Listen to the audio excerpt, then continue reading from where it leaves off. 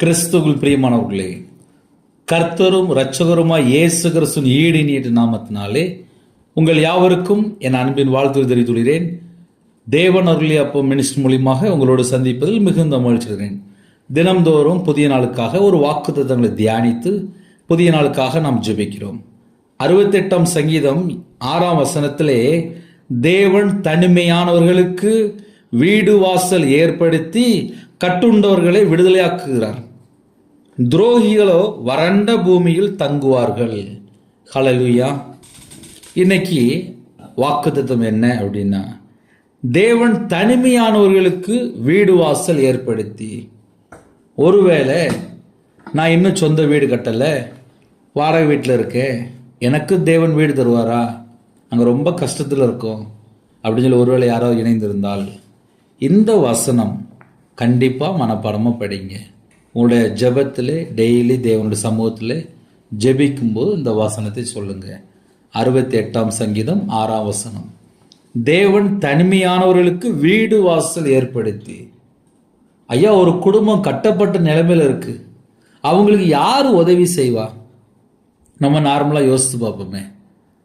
ஏன்னா அந்த கடைசி காலத்தில் நம்ம நிறைய செய்தி கேட்குறோம். ஒவ்வொரு காரியத்துலையுமே இதில் கட்டப்பட்டிருக்கேன், அதில் கட்டப்பட்டிருக்கேங்க. இதை யோசிக்கும் போதே ஒரு மனுஷங்க ஆட்டோமேட்டிக்காக குழம்பிடும். அப்போ நான் இதுலேருந்து எப்போ தான் நான் வெளியில் வருவேன் அப்படின்னு சொல்லி புலம்பிட்டு இருப்பாங்க.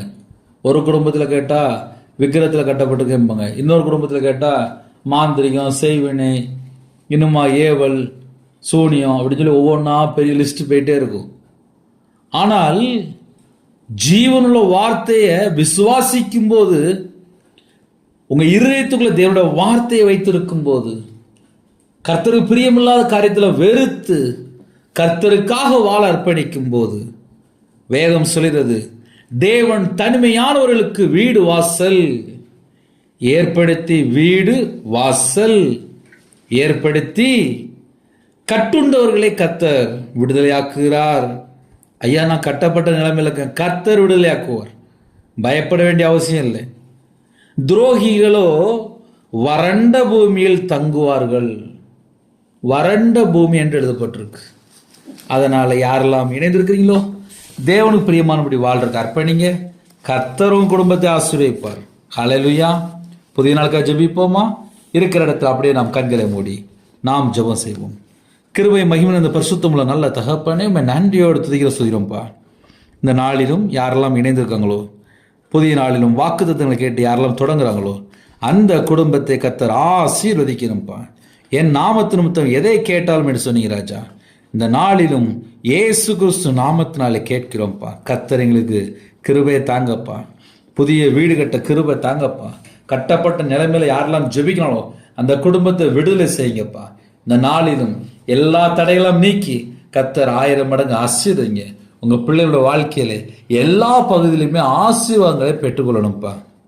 கர்த்தரை விட்டு தள்ளி போன காரியங்கள் எதுவாக இருந்தாலும் மன்னித்து தேவன் தனிமையானவர்களுக்கு வீடு வாசல் ஏற்படுத்தி கட்டுண்டவர்களை கர்த்தர் விடுதலையாக்குகிறார் என்று பேசும்படி உங்க பிள்ளைகளோட வாழ்க்கையில எல்லா குறைகளெல்லாம் மன்னித்து பரிபூர்ணமாக ஆசீர்வதிங்க. உங்க நாமம் மகிமைப்படட்டும். உம்முடைய ஜீவனுக்கு எங்களை அர்ப்பணிக்கிறோம். வானத்துக்கும் பூமிக்கும் சகல அதிகாரம் உள்ள கர்த்தரா இயேசு நாமத்துக்குள்ளே எங்களை அர்ப்பணிக்கிறோம். கர்த்தர் பொறுப்படுத்துங்க. இந்த நாளில் முன்னும் பின்னுமா தேவ தூதர் நிப்பாடுங்க ராஜா. எல்லா குடும்பத்துக்கும் கர்த்தர் வேலையடைத்து ஆசிரியங்க.